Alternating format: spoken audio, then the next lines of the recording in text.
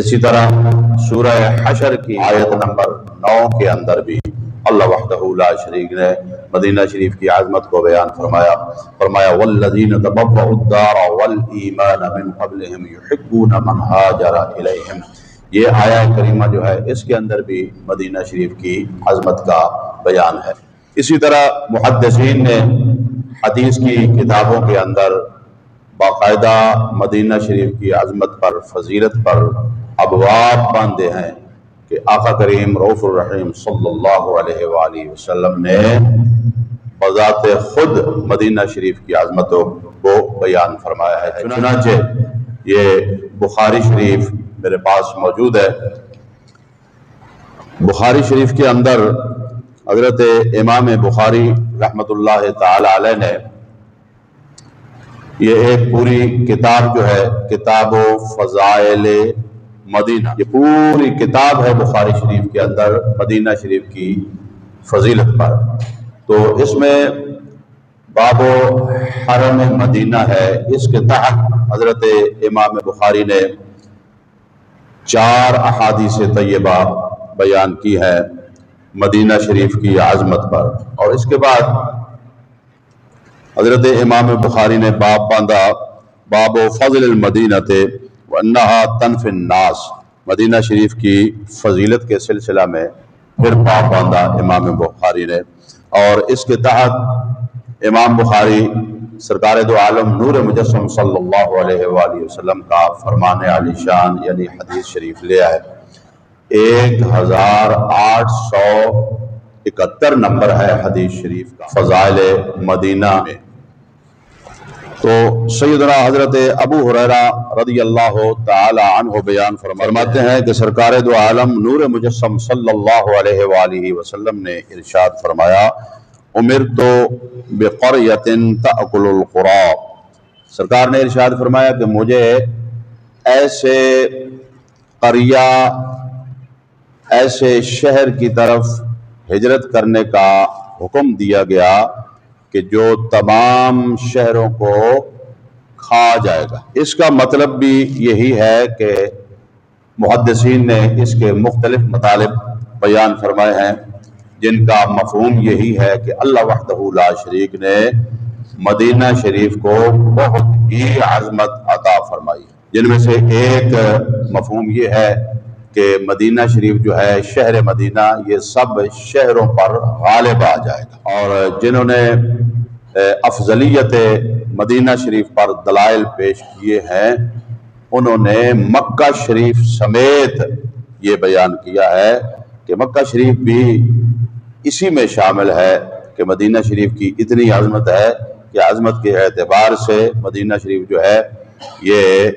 غالب آ جائے گا تمام شہروں پر۔ اور آگے آقا کریم صلی اللہ علیہ وآلہ وسلم نے ارشاد فرمایا یقولون یثرب، لوگ مدینہ شریف کو یثرب کہتے ہیں، وہی المدینہ، یہ مدینہ ہے۔ لوگ یثرب کہتے ہیں، سرکار نے ارشاد فرمایا یہ مدینہ ہے۔ تو معلوم ہوا کہ جس طرح قرآن کریم کے اندر اللہ وحدہ لا شریک نے شہر مصطفیٰ صلی اللہ علیہ وآلہ وسلم کا نام مدینہ بیان فرمایا اور رکھا، اسی طرح امام الانبیاء جناب حضرت محمد مصطفیٰ صلی اللہ علیہ وآلہ وسلم نے بھی مدینہ شریف کا نام مدینہ شریف رکھا۔ اور اس کے بعد حضور علیہ الصلوۃ والسلام نے ارشاد فرمایا تنفی الناس کما ینفی الکیر خبث الحدید، مدینہ شریف کی شان یہ ہے، مدینہ شریف کی خاصیت یہ ہے، مدینہ شریف کی عظمت یہ ہے، سرکار نے ارشاد فرمایا تنفی الناس، یہ مدینہ شریف جو ہے ناپاک اور پلید اور منافق لوگوں کو اس طرح دور کر دیتا ہے جیسا کہ جو بھٹی ہے وہ لوہے سے زنگ کو دور کر دیتی ہے۔ بھٹی ہوتی ہے جس میں لوہا ڈالا جاتا ہے، جو زنگ آلود لوہا ہو وہ اس بھٹی کے اندر جب آگ جلتی ہے تو زنگ کو الگ کر دیتی ہے، خاص جو لوہا ہوتا ہے اس کو الگ کر دیتی ہے۔ آقا کریم صلی اللہ علیہ وآلہ وسلم نے یہ تشبیہ بیان فرمائی ہے کہ مدینہ شریف کی عظمت یہ ہے، مدینہ شریف کی خاصیت یہ ہے کہ وہ ناپاک لوگ اور منافقین لوگ جو اندر سے خبیث لوگ ہیں ان کو ایسے دور کر دے گا جس طرح بھٹی لوہے سے زنگ کو دور کر دیتی ہے۔ تو یہ حدیث شریف بھی عظمت مدینہ پر دلالت کر رہی ہے۔ حضرت امام بخاری رحمۃ اللہ تعالی علیہ نے یہ حدیث شریف فضائل مدینہ شریف کے اندر بیان کی ہے۔ اسی طرح ایک اور حدیث شریف ہے جس کے اندر آقا کریم صلی اللہ علیہ وآلہ وسلم نے ارشاد فرمایا، یہ بھی بخاری شریف کی روایت ہے، یہ بخاری شریف میرے سامنے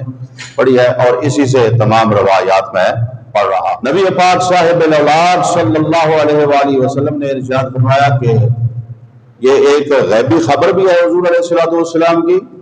اور ساتھ عظمت مدینہ شریف بھی بیان ہو رہی ہے۔ سرکار دو عالم صلی اللہ علیہ وآلہ وسلم نے ارشاد فرمایا کہ یمن فتح ہوگا، جب یمن کو فتح کیا جائے گا تو لوگ یمن کی طرف جائیں گے، لیکن آقا کریم صلی اللہ علیہ وآلہ وسلم نے ارشاد فرمایا وَالْمَدِينَةُ خَيْرٌ لَهُمْ لَوْ كَانُوا يَعْلَمُونَ،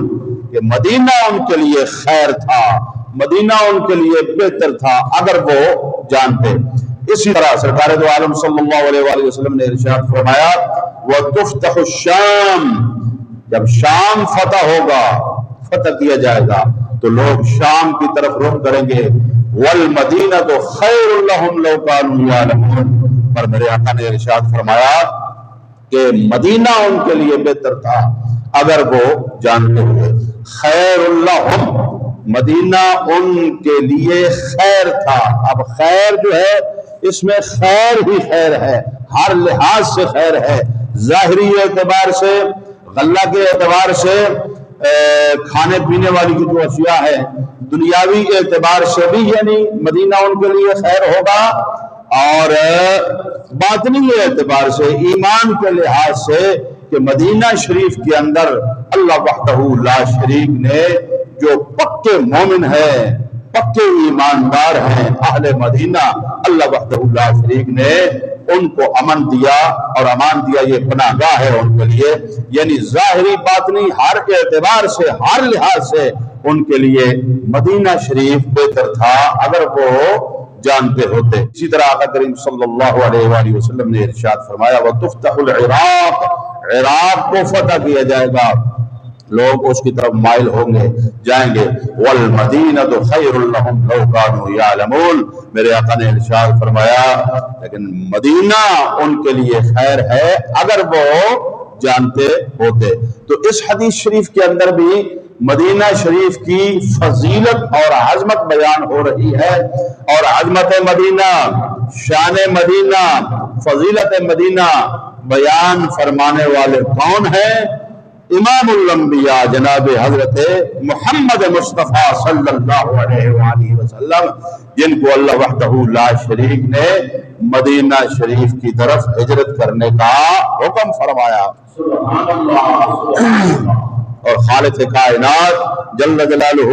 وعم نوالہ نے قرآن کریم کے اندر بار بار مدینہ شریف کی عظمت و شان بیان فرمائی ہے۔ ایک آیہ کریمہ کے اندر فرمایا وَمَن يُهَاجِرْ فِي سَبِيلِ اللَّهِ يَجِدْ فِي الْأَرْضِ مُرَاغَمًا كَثِيرًا وَسَعَةً، وَمَن يُهَاجِرْ فِي سَبِيلِ اللَّهِ، جو مہاجر فی سبیل اللہ ہو، اللہ کی راہ میں ہجرت کرے، یجد فی الارض مراغما کثیرا وسعا، اللہ تعالی اس کو بہت وسعت عطا فرمائے گا، زمین کے اعتبار سے، رقبہ کے اعتبار سے، مکانات کے لحاظ سے،